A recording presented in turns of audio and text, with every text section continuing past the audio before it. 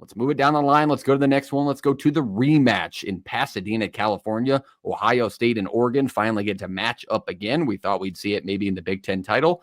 How about down the line, just at the Rose Bowl? A little bit of bigger stakes on the line. Oregon coming off the bye, obviously. Ohio State coming off their thumping of Tennessee and Columbus. This one's one of the closer spreads, 2.5 in favor of the Bucks in the rematch, even though they lost the first matchup. 4 p.m. Of course, we got to get the beautiful Pasadena sunset. This one's going to be a lot of fun. Jake, break it down for us. Yeah, I want to keep this one quick. I think it's going to be the game of the year. I think it's going to be awesome. I think it's going to be back and forth, but I'm not drinking the Ohio State Kool-Aid. I know we probably saw their best performance last week, at home, coming off their worst loss in maybe 5 years, whatever, man. Like, I'm so sick of this Oregon team being underestimated and underrated. I just don't feel like we talk about them enough. I don't think we recognize how good Dillon Gabriel's been all year. And of course, yeah, make them an underdog on the West Coast in Pasadena. Go ahead. Try this team. I think the defensive lines, it's going to come down to which one plays better, which one gets more pressure. Both of them are really, really good, and both of them have dudes all across the front four. But I love this Oregon team. It's my national title winner. I just think it's a very consistent football team that plays with themselves. And yeah, I'm not staying away from it. So give me Oregon. Yeah, I think when you look at this, you got to look at the first matchup, and we've talked about it all the time. It's hard to beat a team twice. Everybody's fully understanding of that. But the way this first game went, this Ohio State team competed really, really well in a road spot that not a lot of teams compete well in Eugene. I think that's why the line is where it is they think a neutral site really is that difference maker of the 1 point win the Ducks had over the season. But the bye and the time off, and Jake mentioned it being on the West Coast, that's a huge deal. I mean, this is a long travel day for Ohio State. Obviously, they're going to be there early, but Oregon's literally just going down the road like they're in their own old Pac-12 days, getting a chance to play in what everybody thinks is the best college football game of the year in the Rose Bowl. And I couldn't believe that they were an underdog. I really couldn't. Coming with the rest time that they have and what this team's done all year. Yes, you want to talk about Ohio State. They looked great last week. But did anybody on the opposite side of the higher seeds look great? No. I mean, did they play a middle of the road Tennessee team? Yes, 100% they did. So I don't want to overhype what Ohio State did, but I also want to appreciate what they did because they were really good on the defensive side of the ball yet again against not a star-studded, but a talented Tennessee offense. And you're facing a star-studded offense and that you've gotten burned by before. It's one of the few games Ohio State's given up over 17 points in the last 4 or 5 years. I expect them to do it again. I love the weapons on the outside for Oregon. Evan Stewart's been really good in the back half of the season. Him as a downfield threat, and we've seen the secondary issues that Ohio State has had throughout the season. I think this is a spot where they're going to have some more issues against an Oregon downfield attack, and a consistent eighth-year quarterback in Dillon Gabriel will kill you. So I like the Ducks in this spot as well. I really do. I can't believe they're an underdog. Take them outright to win this game and do it by a score or two, to be honest with you, a full score. And that's not a field goal. I mean a touchdown. So I like the Ducks just off the rip of my head because they are getting a little underappreciated, especially on the defensive side of the ball. What do you think, JP? Yeah, I think it's kind of become a thing where two elite teams go up against each other. It gets a little higher scoring, as we saw earlier in the year with this. And then just in years past as well. I think if you're going to look at this game, I think for me, it starts at quarterback and what quarterback you trust more. It also starts with who's probably going to be a little more opportunistic and a little more risk-taking.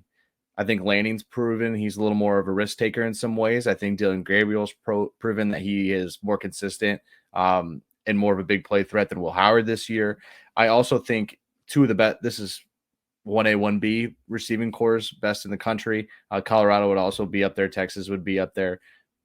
But I don't care how good the defenses are. I'm kind of feeling like this one's going to be higher scoring in that aspect. So I like Oregon because of those. I like Dan Lanning a little bit more in this spot.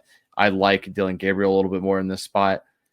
It's just one of those things that you can adjust as much as you want if you're Jim Knowles on the defensive side. But it just changes when your DBs have to go against this receiver core again. And then the same on the Oregon side, when you have to go against that two-handed monster of a running back room at Ohio State and their really good receivers on the outside. There's again, like, you can prep all you want and scheme all you want, but these offenses are predicated on getting guys wide ass open for their quarterbacks, and the quarterbacks don't usually miss them. So I don't think it matters here. The scheme's going to win out. I'm going to take Oregon here because I think they are the better team. And if Ohio State loses this, I don't really think the Ryan Day thing and hate should continue. But again, apparently Ohio State fans think they know what works best for that program. Again, just one of those things that I don't agree with, but it's going to happen. I can see it now.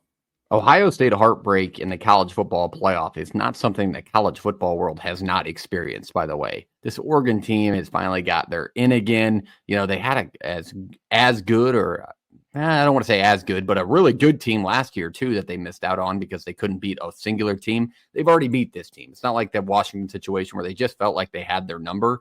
So something about the Ducks, and we might unanimous pick this and screw Oregon over. So apologize, Ducks fans, but what do you think, Jake? Score prediction. Who's going to win it? Who's going to cover? Who's going to be the difference maker? You said full score. Maybe you're 2. I tend to disagree there, although I'm sticking with your Oregon pick, Parks. I do hope this game is as awesome as it should be. I mean, you are playing it at the Rose Bowl. It's setting up for everything to be great. I like Oregon winning by, I don't know, 3 or 4 again, probably. All right. Who's the difference maker in your mind?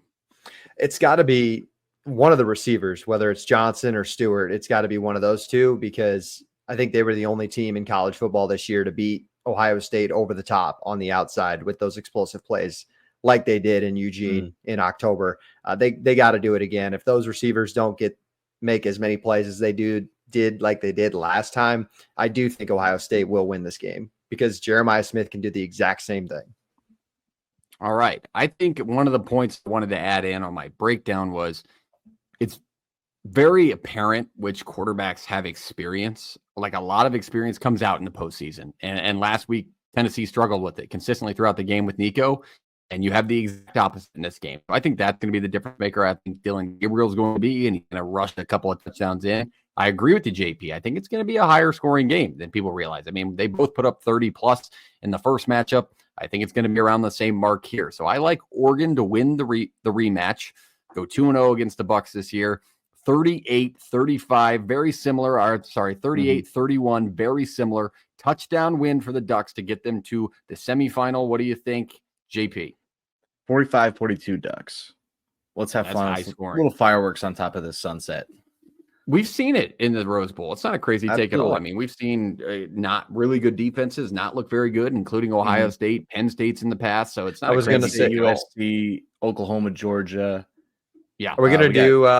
We're going to do best bets. Are we saving best bets for the end? Yeah, best bets for the end. We got one more game to preview, and then we'll get all of that. Normal show, Jake. Nothing changes just because the college football playoffs here. Come on now. You know we always cover our best bets, especially when we've been rolling like we have. But all right, let's go to the last one.